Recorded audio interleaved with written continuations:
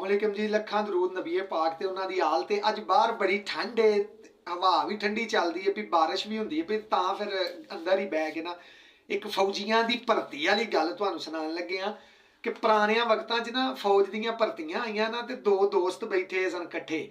वो एक दूजे नूं आंदा कि यार भर्तियां आईयां ने, वेले आ ते फौज च भर्ती ना हो जाइए।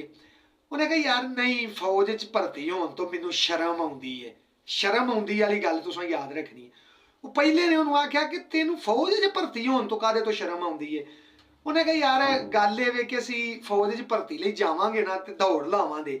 दौड़ ला के जो पास हो गया फिर दो गल्लां ने कि या ते वो सानू यूनिट च रखणगे ते या बार्डर ते घल देणगे।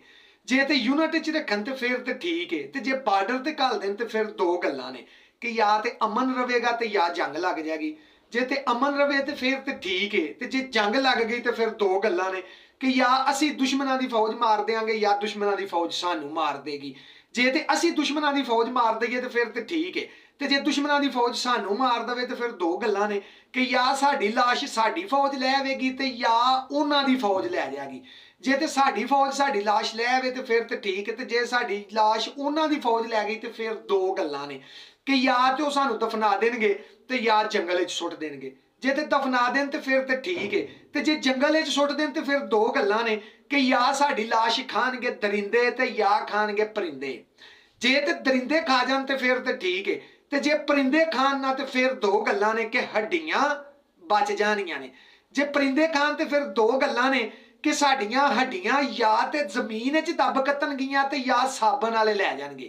ते जे ते जमीन च दब कतन तो फिर तो ठीक है, तो जे साबन वाले लै गया तो फिर दो गल्लां ने कि उन्होंने जाके साबन बनाना है या ते नहाने वाला ते या कपड़े धोने वाला।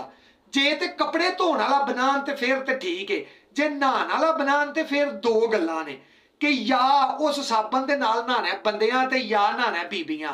जे ते बंदे नहान तो फिर तो ठीक है, तो जे बीबियां नहान तो मैनू शर्म आउंदी है। मैं नहीं भर्ती जाना।